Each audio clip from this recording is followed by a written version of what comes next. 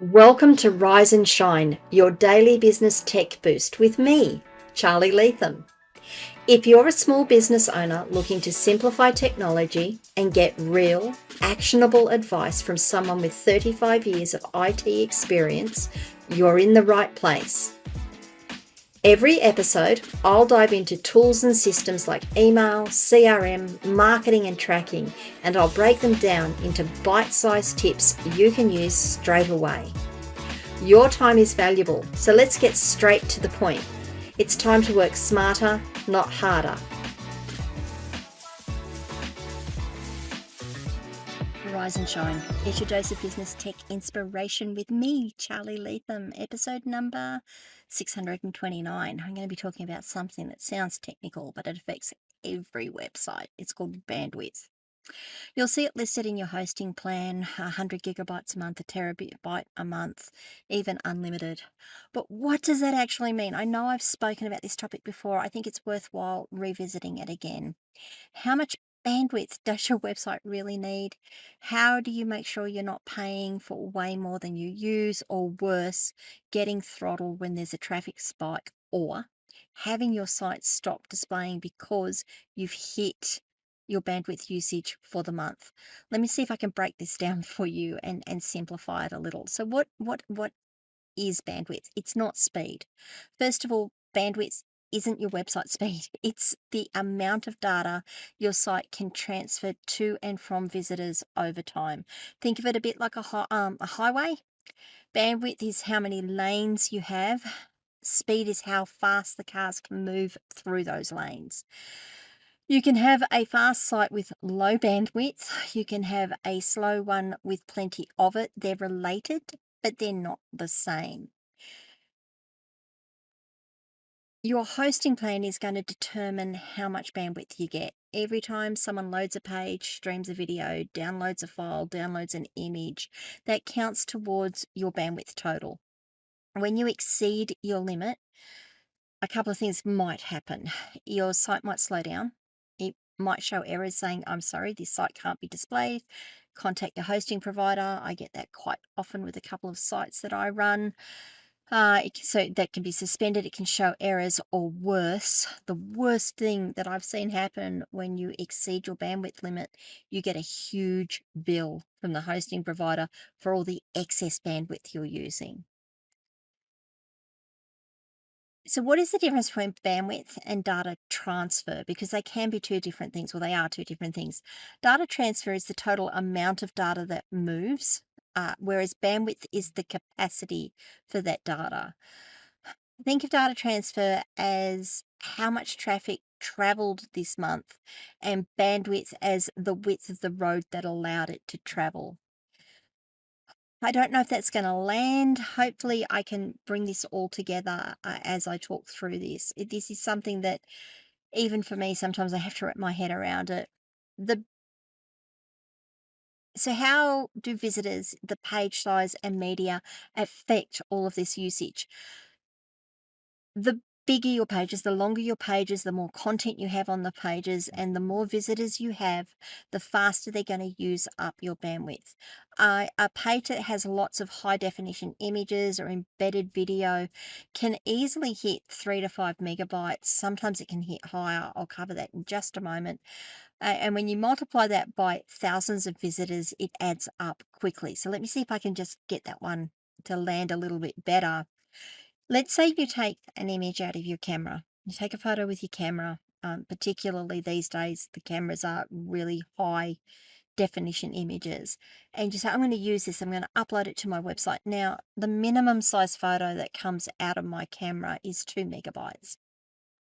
I can get bigger. I can get 12 megabyte photos out of my camera, but the minimum size is 2 megabytes. So let's say I take that 2 megabyte photo and I upload it to a page, and it sits on the page and people come along to look at that photo. And if I get 100 people downloading that 2 megabyte image, because that 2 megabyte image comes down to their computer so they can view it. If I get 100 people downloading that 2 megabyte image, that's 200 megabytes of data transfer that is used, and that kind of translates into your bandwidth. But that's 200 megabytes of data that's used just on that one image. Now, if I've got other things on that page apart from that 2 megabyte file, so maybe I've got some text, maybe I've got a video, maybe I've got another file, maybe I've got another image on there. That could be 3 megabytes, it could be 5 megabytes. So if you think about that now, I've got a 3 megabyte page, I've got 100 people visiting it, that's 300 megabytes before they even get anywhere else on my site. Okay, so now that I've done that, let's just talk about why most sites either underuse or overpay for bandwidth. The big kicker here is that most small sites use only a fraction of their available bandwidth. Now, hosting companies, not so much me, but hosting companies love to sell unlimited plans. There's no such thing. It just means that the limits are high enough that you'll never actually reach them. So understanding what your real needs are can actually save you money every single month. How do you calculate that bandwidth though? And this is where lots of us have, it's an art, and sometimes there's a bit of guesswork involved in it, particularly if you're just starting out. So the thing that you can do is start by checking how big your average page is. You can use tools like GTmetrix or Pingdom.com. They'll tell you exactly how many megabytes your home page is or your blog pages are. Now, let's say they're 2 megabytes a page. Now you need to check your analytics and see how many visitors you're getting every month. Maybe you're getting 10,000 visitors a month. Maybe you're getting 1,000 visitors a month. Let's say it's 10,000 visitors a month and they're getting that 2 megabyte page. That's 20 gigabytes of data to service all of those clients. Now, if you're a smaller site and you're only getting 1,000 visitors, that's 2,000 megabytes. Is that right? Yeah, 2,000 megabytes, not 20 gigabytes of data. Now you should factor in for return visits and page views per user. So people rarely view just one page. If each user visits 3 pages on average, now you're talking about 60 gigabytes. So if your average page size is 2 megabytes, you've got 10,000 users per month, and they're visiting 3 pages per visit, you're now up to 60 gigabytes. Now you have a reasonable view of your total bandwidth usage.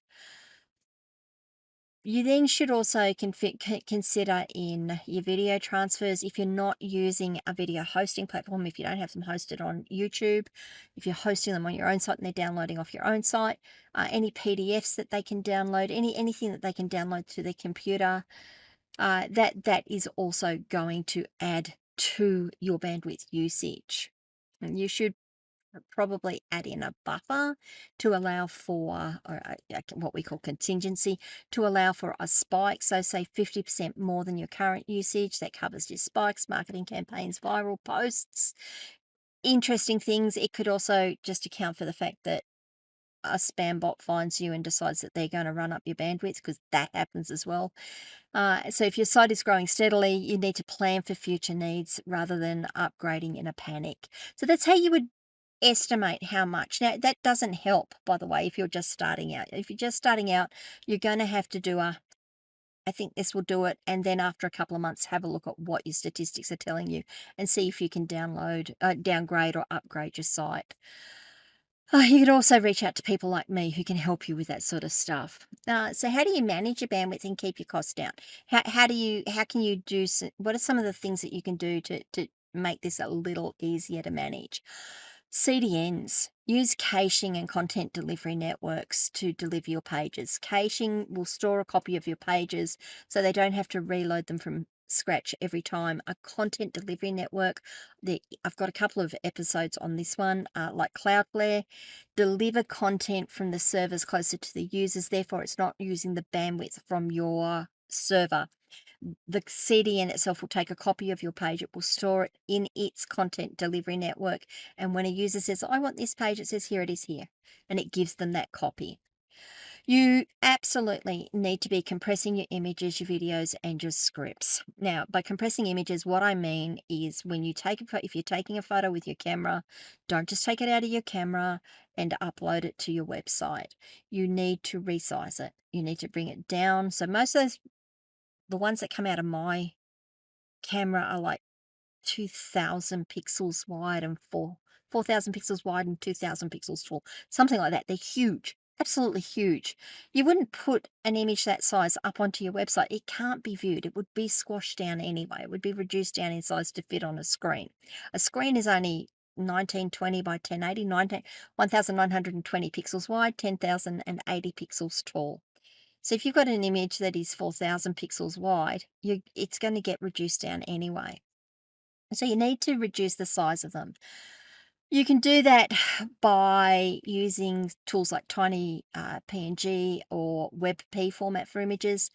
If you're running WordPress, you can also use a plugin like Smush Pro or Smush Pro or Smush SMUSH from WPMU Dev. That will also reduce down the size of the images. So my recommendation is when you get an image, you put it through a resizer. I use WordPress, but that's not what we use WordPress for. I use Photoshop, but even Google, even Windows Photos will do it. You can bring it up in there and say, make it 600 pixels wide, and it will automatically reduce it down. It will keep the aspect ratio correct. It will reduce it down. Immediately you get a reduction in size because it's a smaller image. And then when you use tools like TinyPNG, it will actually optimize it further. If you're using a tool like Smush on a WordPress site, it optimizes it further. So you can get some real optimization just in your images alone. It really does help. You need to limit the use of unnecessary plugins and bloat. Every plugin adds codes and sometimes media files that load for every visitor. Removing your unused plugins, just yes, you can disable them. I really need to say you can disable them. They're not going to load if they're disabled. Removing them is better for security. So if they're not being used, get rid of them. Find ones that do a better job. Find lighter ones that don't have as much bloat in them. If you've got a plugin on your site, make sure that one of the plugins that you've got on your site isn't already going to give you the functionality you're looking for. Just don't keep adding plugins because you need a new function. You need to be a little bit cleverer about it. It's one of the big things that I find adds to site load times and bandwidth usage. You need to absolutely monitor your usage through your hosting dashboard or your analytics. Most hosting dashboards show monthly bandwidth usage. You need to watch for patterns. If you see sudden spikes, as I said, it might be due to bots, downloads, or even malware consuming resources. Bots are terrible, by the way. Bots are terrible for eating up bandwidth, which is why you need to make sure that you've got your site set up so that it's limiting bot activity on your site. There are ones out there, they're not necessarily malicious per se, but they'll visit your site every couple of hours and, "Oh, we're just indexing your site, we're just indexing your site," but every time it runs through your site, it's consuming that bandwidth. So if it's visiting your site 3 or 4 times a day, it's using that amount of bandwidth 3 or 4 times as fast as anyone else is. So, bots can be a real pain and really difficult to deal with, like, yeah, there's something that I really work to minimize the impact on our sites. If you're trying to choose a hosting plan, what do? Shared versus VPS versus cloud. Just remember that your shared hosting will always limit your bandwidth and resources. I offer shared hosting for some of my clients. I actually don't make it a default now. Uh, I have to talk to someone and say, no, look, you can go on the shared.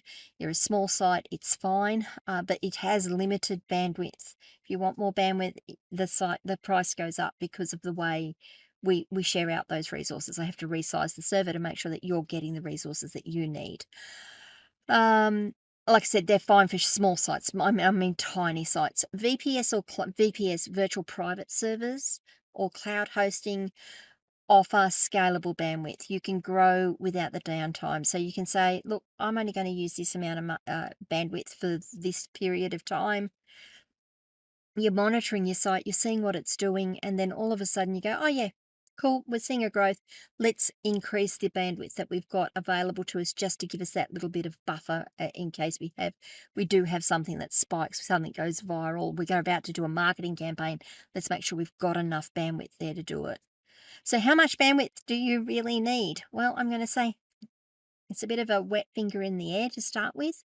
Once you start getting your statistics, you can work it out. Look, I have got sites that run on 7 gigabytes a month. I've got sites that run on 3 gigabytes a month. I've got sites that are using 40 and 50 gigabytes a month.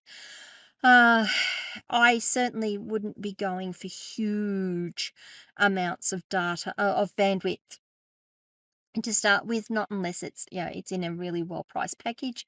If you're seeing the available bandwidth go up and you're seeing the price go up, then I'd recommend you go a little bit smaller.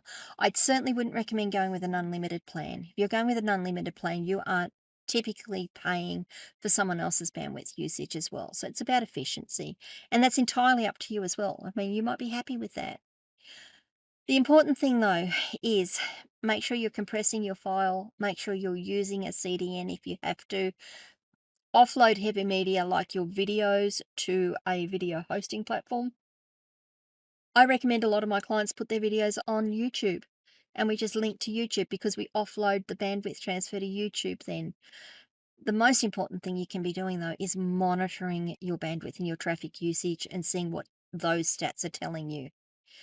That way you'll have a site that's not just fast and affordable, but it's ready for whatever the web is going to throw your way. Alrighty, so that one's always a bit of a tricky one to talk about. So, well, how much do I need, Charlie? I don't know. Let me see what your statistics say. Well, we're just starting out. Okay, so we're just going to have to go with something, and we're going to have to work out what it is when we see how it's been running. Okay, have I asked more questions than I've answered here? Have you had experience with your bandwidth being used all up and your site has stopped displaying? Have you had issues with it? I would love to know. I'd love to know what you think, what your thoughts are, what your experiences are. Come across and join my community, askcharlyleetham.locals.com. I'd love to host the conversation there. Of course, you can always leave comments wherever you're watching or listening to these videos. I will get back to them eventually. I'm a little busy at the moment, but I will get to them, I promise. If this video was useful to you, please consider giving it a like and maybe sharing it with someone else. And if you haven't done so already, please do subscribe to the channel and ring that notification bell so you find out when I drop more content. And guys, I'll see you the day after tomorrow with your next dose of business tech inspiration. All right, bye.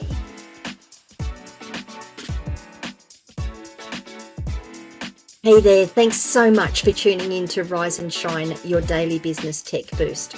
I hope today's episode gave you some actionable insights that will make your business tech work smarter for you. If you found value, be sure to subscribe, leave a review, and share it with other small business owners who could use a daily boost. For more tips, tools, and resources, visit www.askcharlyleetham.com.